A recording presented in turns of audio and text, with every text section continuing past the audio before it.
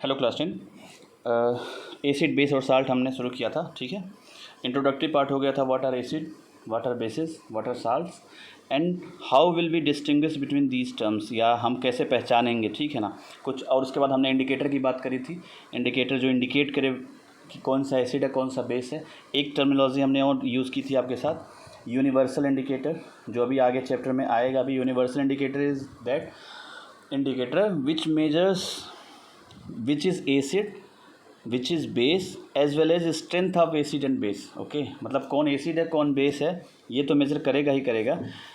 Parallelly वो ये भी बताएगा कि कितना एसिडिक है कितना बेसिक है on the basis of pH scale. Okay, we will discuss later. फिलहाल अब हम प्रॉपर्टीज़ 2.1.2 करेंगे।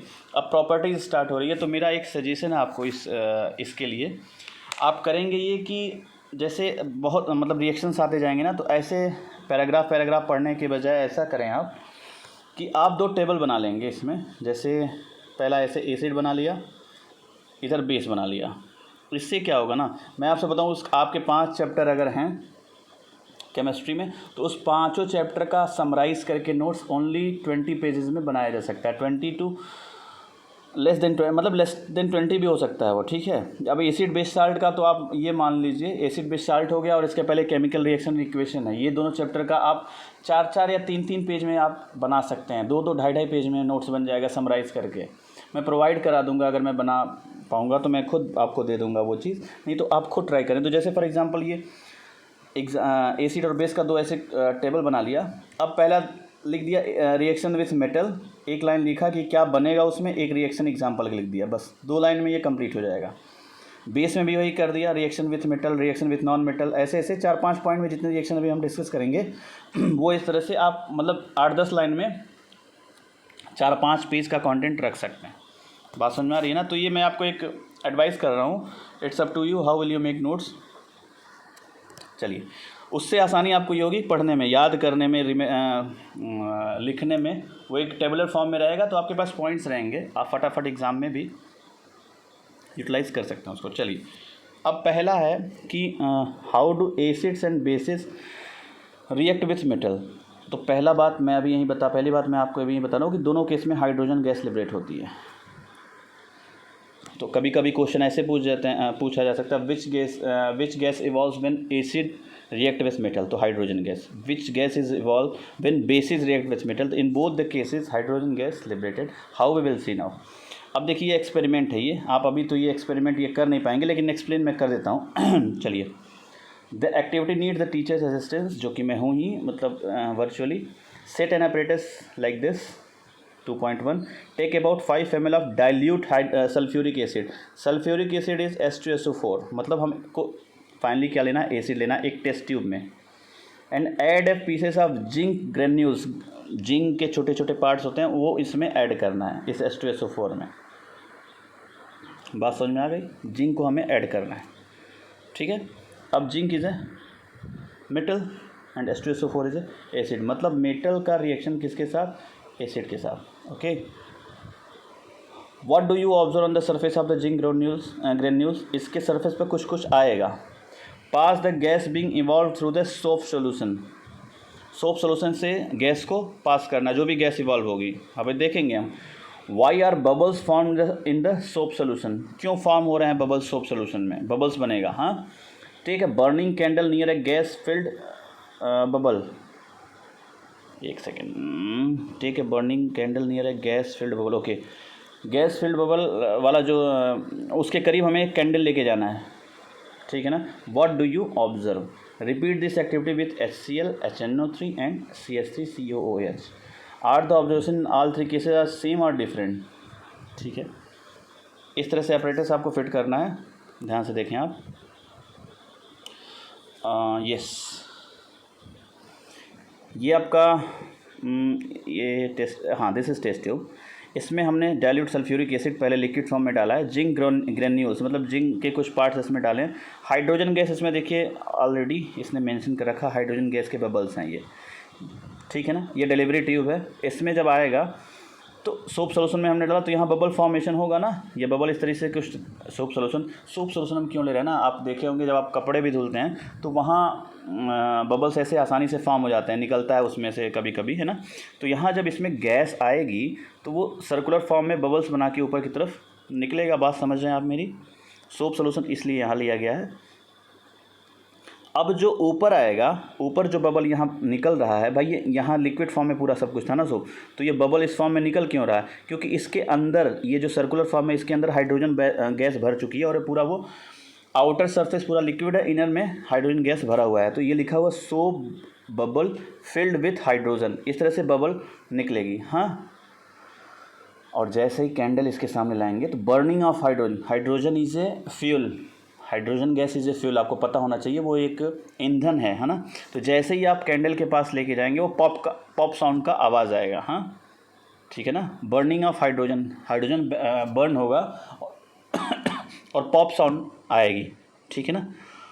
ये एक्सपेरिमेंट पूरा है, हाइड्रोजन गैस लिबरेट होता है। अब हम कहें कि कोई रिएक्शन एक लिख दीजिए,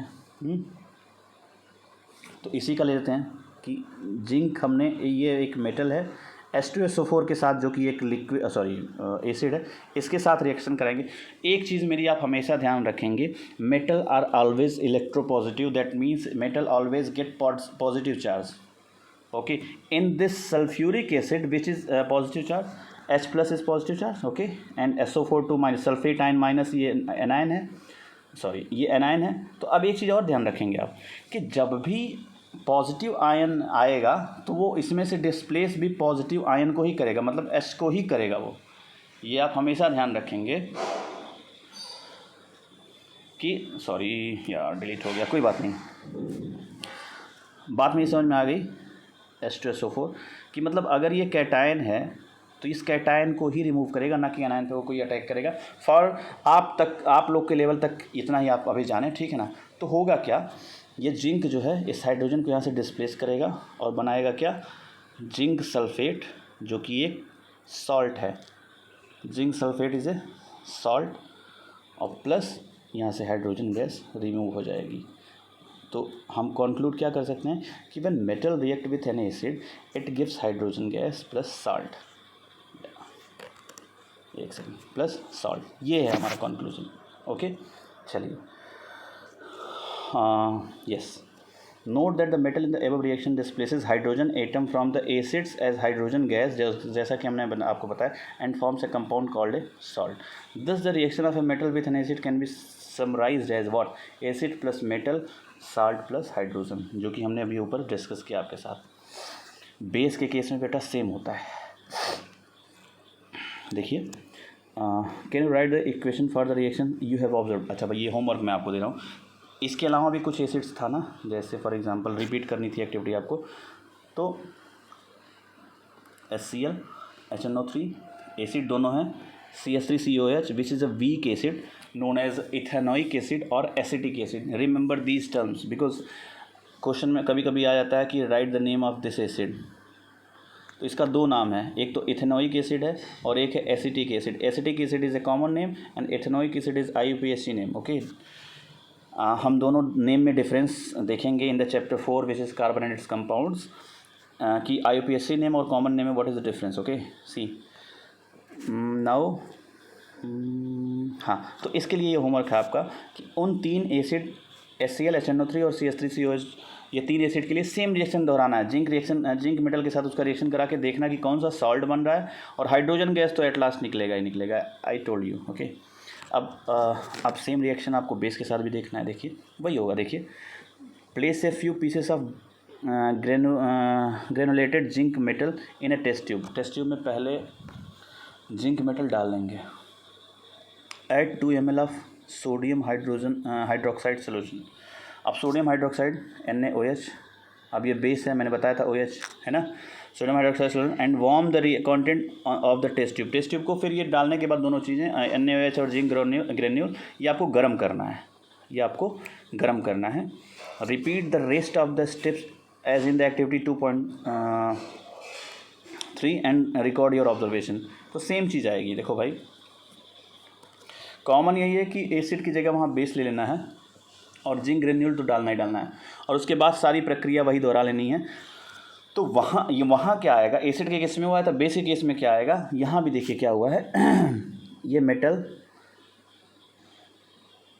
ये हाइड्रोक्साइड आयन और ये भी मेटल, बात समझ में आ रही ना आपको। हाइड्रोजन गैस लिबरेट हो गई यहाँ से H2 और 2 कैटायन इसमें आ गए, ध्यान से देखना, और हाइड्रोजन गैस यहाँ से निकल गया, समझ में आ गई बात। NaOH is a base, zinc is metal, this is salt, sodium zincate, and this is hydrogen gas. तो यहाँ से you find again that hydrogen is form in the reaction, however such reactions are not possible with all metals. एक चीज़ ये आप ध्यान देंगे जरूर कि maximum of the metals react with acid and produce hydrogen gas, but not all the metals react with the, मतलब कुछ आप ये कह लें कि परसेंटेज कम है मेटल का बेस के साथ रिएक्शन करके हाइड्रोजन गैस प्रोड्यूस करना विथ रिस्पेक्ट टू एसिड के साथ रिएक्ट करके हाइड्रोजन गैस प्रोड्यूस करना। बात समझ में आ गई मेरी। सारे मेटल नहीं रिएक्ट कर पाते, जो बहुत ज़्यादा reactive, like sodium is most reactive, या मोस्ट ना कहें आप, is among the most reactive metals of the periodic table. Okay, तो सोडियम देखिए, सोडियम सॉल्ट बना लिया जिंक के साथ, है ना, और हाइड्रोजन गैस दोनों केस में लिबरेट हो रही है। तो हम कंक्लूड यहाँ से भी कर सकते हैं कि base react with metal, it gives salt plus what, hydrogen gas. यहाँ से भी कंक्लूड कर सकते हैं। ओके, अब होमवर्क मैंने आपको एक चीज़ दे दिया है, और एक चीज़ और मैं आपसे बताने जा रहा हूँ। आपने ऑब्जर्व किया होगा कि पहले केस में, ऐसे मैं क्वेश्चन पूछ रहा हूँ, मेरे दिमाग में है पहले से भी और ऐसे भी अभी आ गया अचानक से, जब हमने एसिड रखा था तो एसिड पहले लिया था, फिर जिंक ग्रेन्यूल को डाला था। बेस वाले केस में पहले हमने जिंक ग्रेन्यूल ले लिया फिर बेस डाला, ऐसा क्यों? ये अगर आप सर्च कर पाएँ तो मुझे बताएं। ओके, और प्लस वो 3 एसिड के साथ आप रिएक्शन भी मुझे बताएं कि क्या होगा। ये HCl HNO3 और CH3COH, इन तीनों एसिड के साथ what are the product. Okay, चलिए यहाँ तक रिवाइज करिए, will discuss in the next class from here itself कि कार्बोनेट्स और मेटल कार्बोनेट्स के साथ क्या होता है एसिड का रिएक्शन। और फिर आप अगर टेबल बनाए होंगे तो उसी टेबल में एसिड की साइड में तीसरा पॉइंट मेटल कार्बोनेट का डाल देंगे, चौथा पॉइंट मेटल हाइड्रोजन कार्बोनेट का डाल देंगे, तो 4 पॉइंट में ही 2 पेज का काम खत्म। समझ रहे हो आप? ये सारी एक्टिविटी कोई नहीं पूछता कि फनल बनाओ, ये करो, लेकिन हाँ, अब इसमें कुछ कॉमन टर्म है वो आपको पता होना चाहिए, ठीक है ना। ये ऐसे कोई क्वेश्चन बहुत कम आता है, रेयर। चलिए, thank you. If you need doubt ask.